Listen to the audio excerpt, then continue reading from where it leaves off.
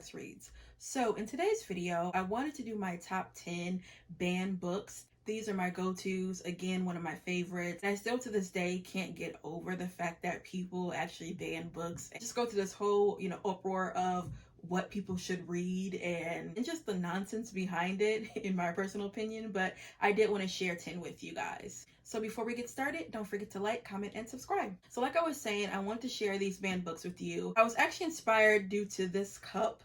I've had this cup for some months now. I think I showed it to you guys when I did like a haul a couple of months ago, and I got it from Barnes & Noble. I actually got it on sale, but I just love the concept of it. You can see some of the banned books. This is by a company called Out of Print, and I love the fact that with this mug, when you put anything hot in it, like the black marks, they lighten up and you can see like all of the books. But overall, again, this cup really inspired me. So let's just get into the books that I like that are banned. So first, this is really out of the ordinary for me, but it is Scarlet Letter by Nathaniel Hawthorne. Now, you guys know I am not really just a heavy classics girl, but this year in particular, I really did get into classics. You guys know I go through these kicks, and early this year, I went through a kick, and you guys saw, but I started to pick out classics that were, again, like I always say, that drama and that tea. Particularly with this book, it does have that drama and tea, because when you find out who is Hester Prym's baby daddy, oh my gosh. Although this book is, classic literature, and for me, they tend to be a bore, but this one actually wasn't. Also, too, you know how sometimes with classics, they go through like this long passage, and you just feel like you're reading just words on top of words on top of words. It's like, what is you saying? It didn't have that many bits of that, and that's one thing that I really did enjoy. And when it started doing that, I'm like, I'm checked out. But like I said, when you find out who Hester Prym's baby daddy is, and then also too, just the fact that they made that lady go through all of that, and just making her wear that Scarlet A, and her just being so ostracized, and even towards the end, it was like, y'all did all of that, and like, and her daughter Pearl. There's so many things in this book, in situations where, of course, I can't talk about because I'll spoil the book. And this book, it's kind of like really hard to get into without like, giving you all the deets. But if you haven't read this, please read it. Next is another classic, and it is The Diary of Anne Frank. I have like 3 copies of this book. I had read this book for the first time 2 years ago. What can you say about The Diary of Anne Frank? This is beyond the classic, and it's so heartbreaking, so compelling. And then when you read it, you just think like, Anne just had so much insight for being that young, and just the courage. And you think about too what she would have become, the day-to-day life of them hiding, and the attic with the other family, and you just see the dynamics. And can you just imagine how terrified you are? And then not only that, the fact that there were people working downstairs, and you have to be silent for hours, and then they were this close to liberation, and then they got caught. With this book, you do have to get your mind right, but I thought that it was going to be even more just draining. It's not. It actually is not. I think when you realize what happens to Anne after and her family, I remember I was just thinking about that. There's some passages where she's like, the war's almost over, and we're going to be able to get out of here. And you're thinking, baby, no, you're not. No, you're not at all. But again, just getting the mindset of Anne Frank, and just the brilliance of her dad, publishing this. Yeah. Next is Jacqueline Woodson, Red at the Bone. Now, there was a period of time when I first got back into reading where I was trying to get into YA books. And y'all know YA is a hit or miss for me. And I remember while doing my research, Jacqueline Woodson's name always came up. So read a good amount of her YA, one of my favorite YA authors of all times. But I did not know that Jacqueline also did adult fiction. And this book came out a couple years ago, and one of my favorites. This also is not a typical book, not a typical story. It deals with teen pregnancy. And with teen pregnancy, you always think that obviously the girl's going to be dealing with the brunt end of it, which it usually is. You got some boys, they get the girl pregnant, they just go on by their business. And In this case, it's the total opposite, okay? You see the father, step up as he should, but you do see him step up.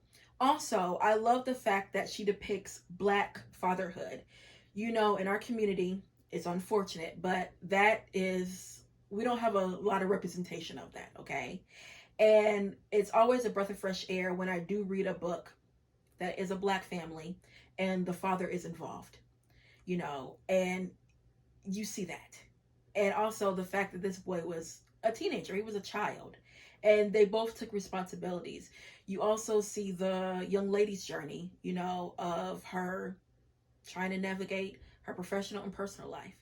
Then you see the child's perspective and just her coming to terms with her family, her parents, and everything that came along with it, the sacrifices. And this book will also, it throws a curveball. I got teary-eyed by reading this book because it's something that happens where you just like, oh, no, no, no.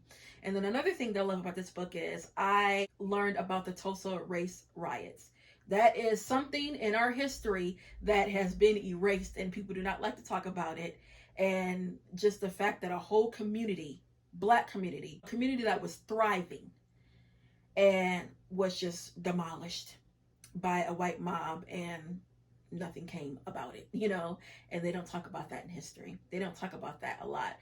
Growing up in the school systems, I went to a predominantly white school system all my life, and they did not talk about the Tulsa race riots at all. Did not learn about that. I did not learn about that until about 4 years ago. So yeah, but she talks about that in this book. Next is actually a required reading that I had to read in high school, and I actually liked it because all the books in high school that I read, couldn't stand them, okay? Of Mice and Men by John Steinbeck. Also, I do like the movie of this book. They did a really, really good job. Lenny will always have my heart. I remember reading this when I was a sophomore in high school. And oh my gosh, I just remember everyone in class, especially the girls, they were just so sad. And we watched the movie after we finished the book, and like all the girls were crying because when you see what happened to Lenny, oh yeah, and George, like you're not gonna forget those characters, especially Lenny and the rabbits. Yeah. This book also reminds me of, did you guys ever watch Desperate Housewives? I remember I got into it way after, it came on. I think it was still on, but like I was on like the first and second season. By the way, I didn't finish the series, but there was a particular season, I think it's the second or third season, when they had Alfre Witter. She moved into the neighborhood of, what was it, Wisteria Lane, and she had a son that was mentally challenged.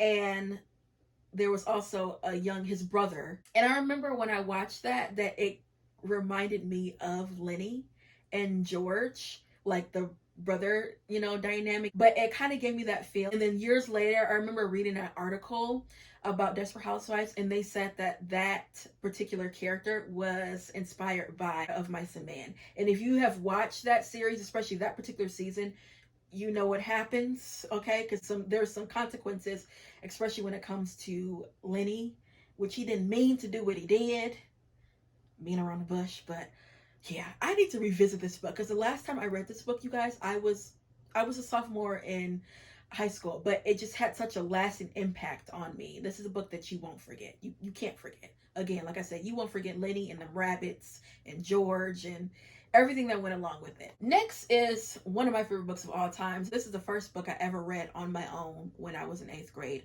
and it is I Know Why the Caged Bird Sings by Maya Angelou. This book resonated with me so much because I remember reading this book in 8th grade. First of all, was never a reader, never read any books. And I didn't know that at that time, like books, they had like, sexual innuendos, they had curse words. Like, again, that tells you I didn't read at all.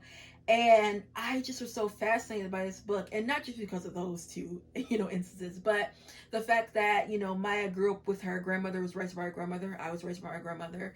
She was really, really close to her brother. Her brother was, like a year or two older, Bailey. I'm very, very close to my sister, look up to her. She always spoke for the both of us. Same thing like Bailey spoke for, the both of them. And again, just being raised by a grandmother, growing up, at one point I I wouldn't say embarrassed, but I wanted that traditional mom and dad in the household, and I didn't have that. And I remember my aunt saying, well, you know what, baby, there's a lot of kids that have a mom and a dad, and they house not all cracked up to be. And I just remember her saying that it really did help me. But at the same time, when you're a kid, you don't want to be different. And at one point, I did feel a little different, especially when it came to that. And I just remember reading that and felt like, okay, I'm not the only one that dealt with that. And then also, I had never read a book where a young girl had been abused, and just the ins and outs of it. And she was, became mute because she was scared out of her mind. And what them uncles did to her predator, he deserved it, okay? Next is Zora Neale Hurston, of course. Their Eyes Are Watching God. You guys know I have to put this in there because it is during the Harlem Renaissance, and that is one of my favorite times. It's another book where you're not going to forget the characters. You cannot forget Tea Cake. You cannot forget Janie. You cannot forget the town of Eatonville. Like, you just cannot forget. And this also throws a curveball, because what I thought was going to happen was total opposite, and my heart broke when it came to Tea Cake. Oh, my heart broke. Now, I did see the TV movie that came out a couple years ago, and I remember watched it, and I watched it before I even read the book. I still to this day don't understand why Michael Ealy was cast as Tea Cake, because when you read it, first of all, he looks nothing like Tea Cake. Even his demeanor and personality, I didn't get that. But I think what got me after I read this, I was like, Tea Cake didn't look nothing like that. Okay. No, I did like the way Halle Berry played Janie. I mean, that's Halle Berry, okay. And I like the town and the people in the town. But I would suggest you read the book. If you want to watch the movie, watch the movie. But don't just watch the movie and say, okay, you got to read the book. Next is another classic that I read this year, and this gets me. It is D.H. Lawrence, Lady Chatterley's Lover. The reason why this gets me is because this book was published, in the early 1900s? And I didn't know that you could use language like that in the 1900s. I mean, it's very, very explicit, but it's not vulgar. I've said that before, where, you have books that are full of sex, and it can come off as like, oh Lord, that's just too much. This honestly did it. And it's a sexual book. It's, the main character, she's a sexual being. And the fact that, she's married to a man, he goes off to war, he becomes paralyzed, and they can't be intimate at all. And the husband is fine with it. And she's like, oh Lord, no. And the fact that I think it would have been different if the main character was like a virgin before she got married, but she had already experienced, what it was about. You can imagine that you're married and that's out of the question. And this also throws a curveball with you. This also is a classic book that is not boring at all, because it does have that drama and tea. Next, of course, you have to mention this author, have to mention this book. This is banned book 101. And it is The Color Purple by Alice Walker. I have 2 copies of this book. Of course, I went to get this version because I did like it. I liked the musical, and I'm not a musical fan. The only musical I really like is Phantom of the Opera.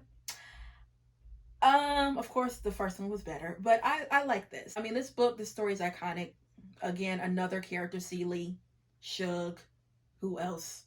Mr. You cannot forget those characters. You won't forget those characters. I mean, you just can't. So, I mean, yeah. We all know about The Color Purple. We all should know about The Color Purple. If you haven't read it, you need to read it, okay? Next, another favorite of mine that I had to read in high school and loved it, The Great Gatsby by F. Scott Fitzgerald. One of my favorite books of all times. One of my favorite books. This is a book that I can read multiple times. I have read multiple times. Like I said, I had to read this my junior year of high school and absolutely loved it. I also love the movie, the one with Leonardo DiCaprio. Love that one so much. The one from the 80s with Robert Redford, not a fan. I just love the way Robert Redford looked. But the one with Leonardo DiCaprio, top tier. This book, again, characters that you will not forget. You're never going to forget Jay Gatsby. and Daisy Buchanan and Tom Buchanan. Myrtle. Oh, girl. This book, I remember reading this in high school, and the way that something happens to a character, oh, yeah, I will never forget that because once you read it, it's like, ooh, F. Scott Fitzgerald, how did you even write that? How did they even come to your mind? It's dealing with Myrtle. Again, iconic book. Everyone knows Great Gatsby. And then lastly is a comic series that I got into back in 2019, I want to say. And this is really odd for me because you guys know I don't do nothing fantasy. I don't do nothing sci-fi. I don't do any of that. But I got into this comic and it's still going on to this day. They took a hiatus and I actually need to get the last comic that came out. But it is The Saga, but by Brian K. Is it Van Han? Y'all, this is science fiction. You have like these two people. Well, are they people? Because they can fly and everything. But you have these. Is this is the ninth one? What's the first one? You have these two characters, and they're not supposed to be together because they come from like totally two different like tribes, or I don't even know how to describe it, but they're not supposed to be together. And they end up having a baby, and like their world and like the society basically wants to get rid of all of them and kill all of them. And you see them basically running away. Now, Saga is an adult comic, okay? This is not for kids at all. They talk about everything. And they also show everything. Like, I have to be careful showing you guys stuff because yeah, the illustration in here is just bomb. Oh my goodness, it's bomb. So this is like the only like comic that I truly love. Like, look at this. I mean, amazing. And they did take a hiatus for like, ooh, I want to say 3 to 4 years. And the recent one, I think they're on volume 11. This is the 10th one. And I do need to get 11. I can read these in a day. If y'all haven't read Saga, please get into it. Again, this is coming for a person that is not into sci-fi, that is not into fantasy. And the fact that I got into this, it was like a big deal. And then they also leave you with like cliffhangers, which reminds me, I do need to get the 11th edition because it did leave you with the cliffhanger. Also, there is a twist, a huge twist that will make you very sad. I was so excited when I saw the news that Brian was, coming out of hiatus and getting back to, the series because, yeah, little Hazel, the baby, she is a trip, okay? And again, the illustrations are just so pretty. I don't even know which one is my favorite. Like, look at these, you guys. Just bomb. Oh, look at that pink. Oh my gosh. So again, so pretty. But yeah, if you guys haven't read Saga, I really would recommend it because it is a fun read. Also too, if you're a person that reads heavy things like me, I tend to read a lot of heavy, topics and subject matters, and sometimes I just need a little break, even though this can be heavy too, but it has that fun aspect because it is a comic. So yeah, guys, that is it when it comes to this video of banned books. Again, I think it's just so absurd that people go out of their way and make such a big deal of banning books. And then a lot of times too, you're banning these books, but people still find a way to read it. But yeah, guys, that's all I have for you, and I'll be back with more Black Books.